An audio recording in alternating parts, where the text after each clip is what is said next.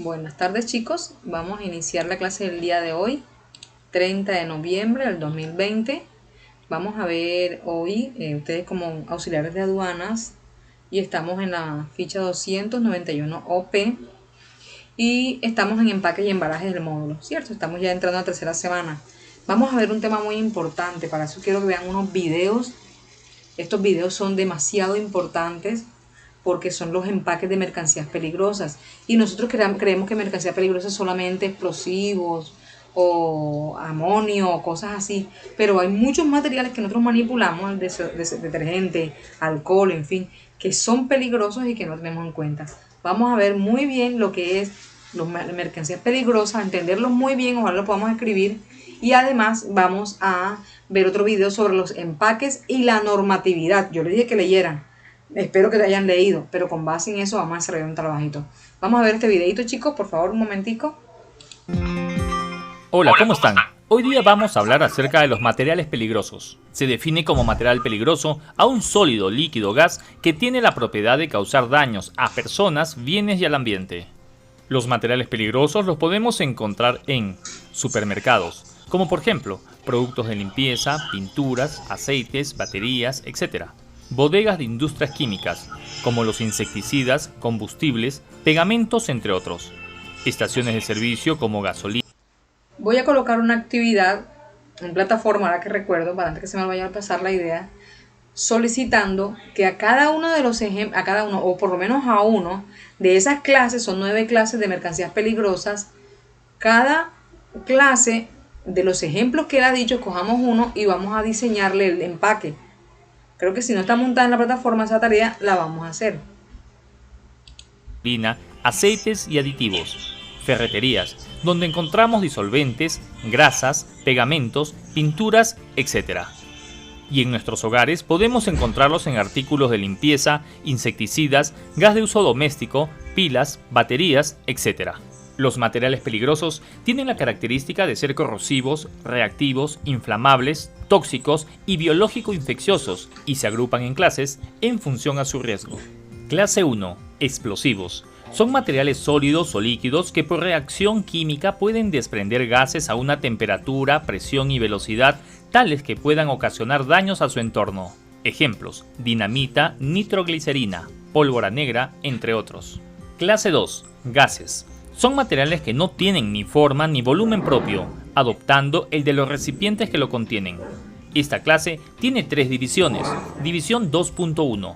Gases inflamables. Son aquellos que a 20 grados centígrados y a una presión de referencia de 101,3 kilopascales son inflamables. Y también los que se encuentran en mezcla de proporción igual o inferior al 13% en volumen con el aire, o que tienen una gama de inflamabilidad con el aire de al menos el 12%, independientemente del límite inferior de inflamabilidad.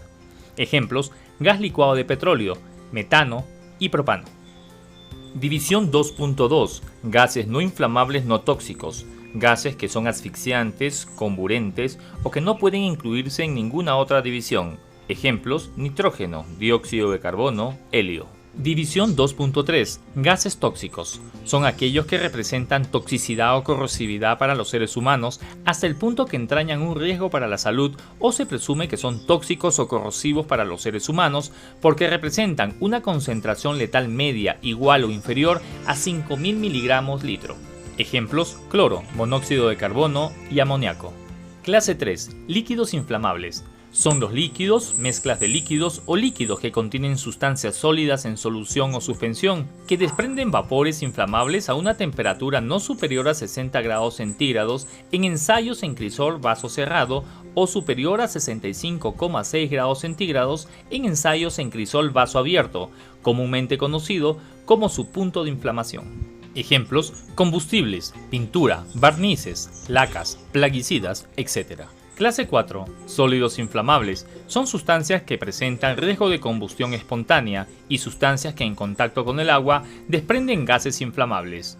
Esta clase tiene 3 divisiones. División 4.1. Sólidos inflamables. Sustancias sólidas que en las condiciones que se dan durante el transporte se inflaman con facilidad o pueden provocar o activar incendios por rozamiento. sustancias que reaccionan espontáneamente, que pueden experimentar una reacción exotérmica intensa. Ejemplos: caucho, fósforo rojo. División 4.2. Sólidos que pueden experimentar combustión espontánea, sustancias que pueden calentarse espontáneamente en las condiciones normales de manejo o al entrar en contacto con el aire pueden inflamarse. Ejemplo: nitrocelulosa, fósforo blanco. División 4.3. Sustancias que en contacto con el agua desprenden gases inflamables, sustancias o mezclas que en contacto con el agua tienden a volverse espontáneamente inflamables o desprender gases inflamables en cantidades peligrosas. Ejemplo: carburo de calcio más agua, sodio metálico. Clase 5. Sustancias comburentes y peróxidos orgánicos. Esta clase tiene dos divisiones.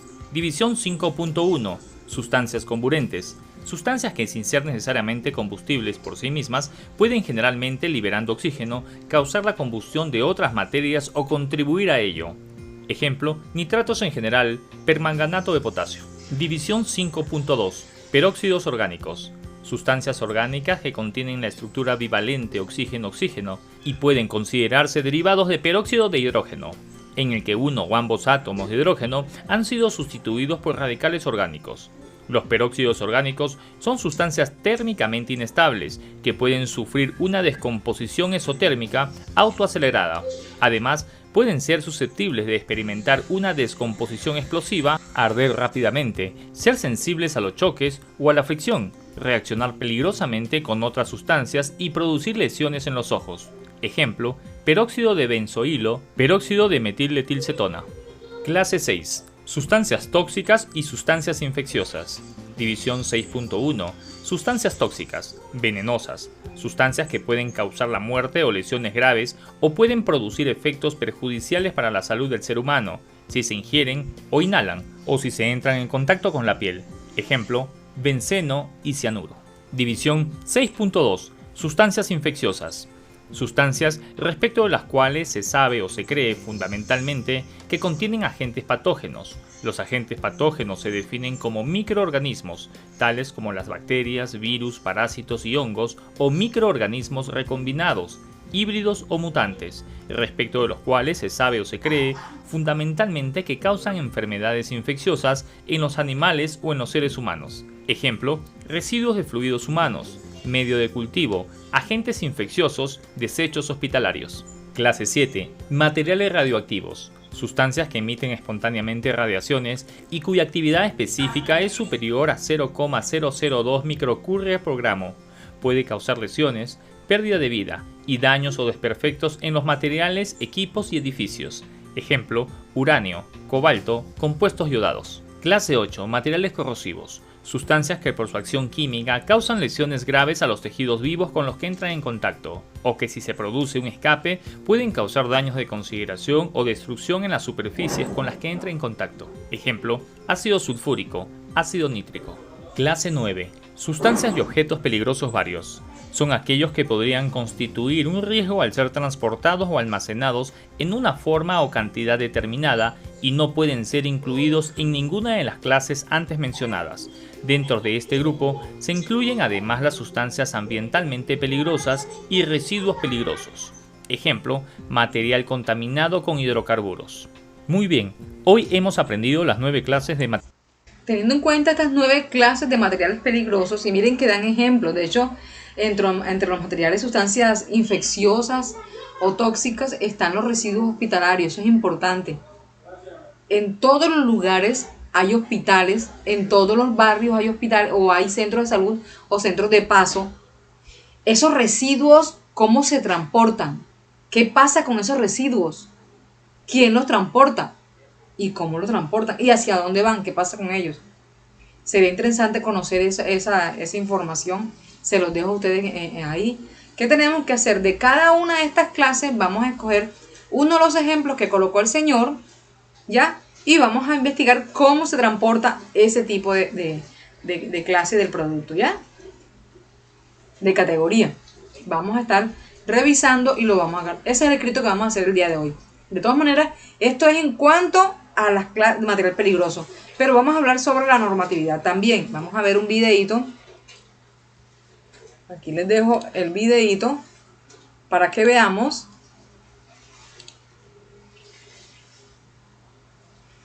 Y con este video, entonces yo los dejo trabajar y les armo la actividad que tienen que hacer para que ustedes adelanten ahí. Cualquier cosa estoy al WhatsApp. Legislación y normativa técnica aplicable a los empaques y embalajes para exportación. Uno de los aspectos más importantes a considerar por el exportador al momento de seleccionar un sistema de envase, empaque y embalaje para exportación es la legislación y normativa en los países de destino. El objetivo principal de estas legislaciones es proteger la salud y seguridad de los consumidores y, en algunos casos, proteger la actividad económica nacional.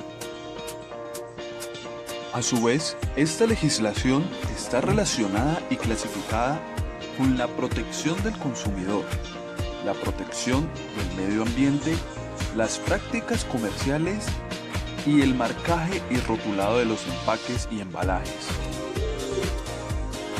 La legislación de la Unión Europea es aplicable a 15 países y los principales aspectos relativos a empaques y embalajes que el exportador debe contemplar cuando su mercado objetivo es algún país de la Unión Europea son los siguientes. Pictogramas de manejo, destinatario, destino y número de orden, puerto de entrada, número de bultos y tamaño de caja, indicación de peso, el país de origen y finalmente la marca del despachador. Las regulaciones medioambientales en la Unión Europea se basan en la forma directiva 9462/CE del Parlamento Europeo y del Consejo de 20 de diciembre de 1994 relativa a envases y residuos de envases. El etiquetado energético es obligatorio para la Unión Europea. Eso permite comparaciones entre productos en términos de consumo de energía y le brinda a los consumidores confianza. De esa manera conocer cuál es el más eficiente o el menos eficiente desde el punto de vista energético. En Estados Unidos, la legislación relativa a envases, empaques y embalajes en su mayoría es promulgada por cada uno de los estados en forma independiente, de forma tal que el exportador debe cerciorarse de haber revisado la legislación vigente en el estado al que destinará su producto. El gobierno federal ha dispuesto algunas leyes como la relacionada con el etiquetado de alimentos, la cual es promulgada por la Food and Drug Administration, FDA, y que a diferencia de la Unión Europea, en los reglamentos de la FDA de los Estados Unidos se exige el etiquetado de los nutrientes en la mayoría de los envases de alimentos. Cuando las personas piensan en los requisitos regulatorios de etiquetado de FDA, la mayoría se imagina una tabla nutricional. Pero a pesar de que las tablas nutricionales son una parte importante de los requerimientos de FDA sobre el etiquetado de alimentos, el FDA regula muchos aspectos. El alcance es bastante amplio. Incluso el nombre de un producto puede ser regulado por FDA. ¿Sabía usted que para llamar a un producto margarina él mismo debe cumplir con un grupo complicado de regulaciones que especifican qué ingrediente puede contener? Pues el FDA también regula cómo se deben declarar los ingredientes. Los ingredientes deben ser declarados por sus nombres comunes e incluir cualquier subingrediente encontrado en los mismos. FDA especifica el orden en el que deben presentarse, así como el tamaño de la letra utilizado en la impresión. Los ingredientes alimenticios por sí mismos pueden ser regulados por una gran variedad de formas, algunos generalmente reconocidos como seguros, mientras que otros pueden tener requisitos estrictos respecto a su uso.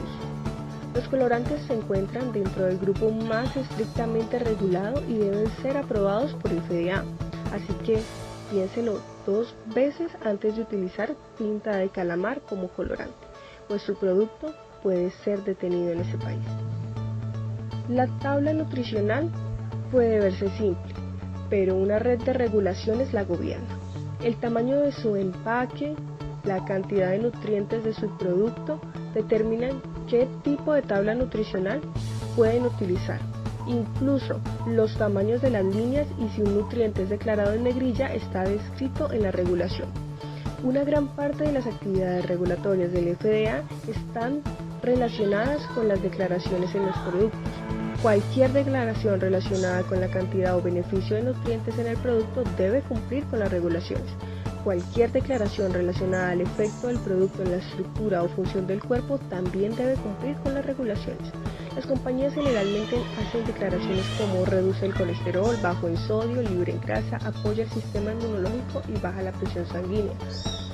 El FDA considera ciertas declaraciones apropiadas para suplementos alimenticios, pero no para alimentos convencionales. Las compañías deben entender los requisitos antes de realizar cualquier declaración en los productos. Además, algunas compañías hacen declaraciones agresivas de salud en sitios de internet o materiales promocionales. El FDA considera estas declaraciones parte del etiquetado de su producto como si estuviera directamente impreso en el mismo. Productos han sido detenidos por sus declaraciones en sitios de internet, incluso cuando esas declaraciones no se encontraban en su empaque primario. Los requerimientos de FDA pueden ser complicados, a pesar que FDA divulgue todos los requisitos por escrito. Debido a la cantidad de productos regulados por FDA, no existe un lugar único donde encontrar todas las regulaciones de etiquetado. Algunas se encuentran en el Código de Regulaciones Federales, en documentos guías o en revisiones SCOGS. Legislación latinoamericana aplicable a envases, empaques y embalajes. Legislación de Mercosur. El Mercado Común del Sur, Mercosur, es un proceso de integración regional instituido inicialmente por Argentina, Brasil, Paraguay y Uruguay. Posteriormente, fueron incorporadas Venezuela y Bolivia. Mercosur es un proceso abierto y dinámico. Desde su creación, tuvo como objetivo principal propiciar un espacio común que generara oportunidades comerciales y de inversión desde las economías nacionales al mercado internacional. Documentos vigentes. Existen más de 51 documentos relacionados. Sin embargo, el que contiene las consideraciones generales es el Mercosur GMS con la resolución número 03 del 92, donde se contienen criterios generales de envases y equipamientos alimentarios. Para la fabricación de empaques y equipamientos alimentarios, solo se permite el uso de sustancias tanto materiales básicos como plásticos, metálicos, vidrios, cerámicas, entre otros, como aditivos y otros componentes menores que están taxativamente enumeradas en las llamadas listas positivas. La cantidad nominal del producto contenido deberá respetar las proporciones entre la altura de las letras y los números y de la superficie de la cara principal, teniendo en cuenta el tamaño de la superficie principal en centímetros cuadrados y la altura mínima de números y letras en milímetros. Legislación mexicana relativa a envases, empaques y embalajes. El etiquetado de productos en México está sujeto a regulaciones técnicas conocidas como normas oficiales mexicanas. Las principales normas aplicables al respecto son: la norma 002 de 1993, que establece las tolerancias y los métodos para la verificación de los contenidos netos de productos preenvasados. La norma 008 del 2002, que establece las definiciones, símbolos y reglas de escritura de las unidades del Sistema Internacional de Unidades. Esta norma oficial mexicana no aplica a los productos que se venden a granel, ni a aquellos que se comercializan por cuenta numérica, ni envases que permiten ver el contenido o que contengan una sola unidad. La norma 050 del 2004, que establece la información comercial que se deben contener en los productos de fabricación nacional y de procedencia extranjera que se destinen a los consumidores en el territorio nacional y establezcan las características de dicha información. Esta norma oficial mexicana no aplica a los productos a granel, los animales vivos, los libros, revistas, fascículos y las publicaciones periódicas en cualquier presentación, las partes de repuesto y los demás productos que determine la autoridad competente. La norma 051, que establece la información comercial y sanitaria que debe contener el etiquetado de alimentos y bebidas no alcohólicas preenvasadas en territorio nacional o extranjeras. Etiquetado de productos en México. Los productos sujetos a las normas de etiquetado antes mencionadas deben contener la siguiente información comercial: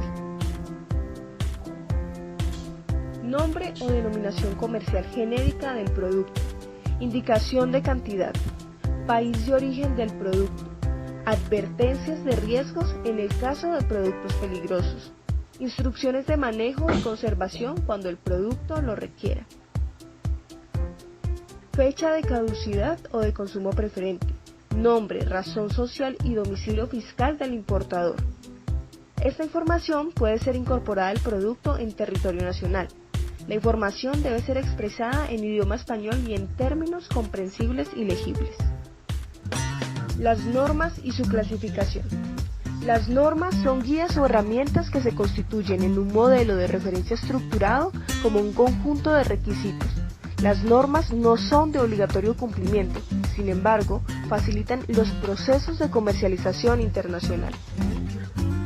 Estas normas se clasifican en normas nacionales, normas regionales, normas internacionales, normas empresariales y normas relativas a empaques y a embalajes.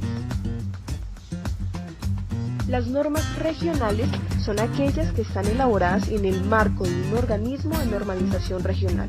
Un claro ejemplo es la unificación de las normas CAN de la Comunidad Andina, formada por Colombia, Bolivia, Ecuador, Venezuela y Perú.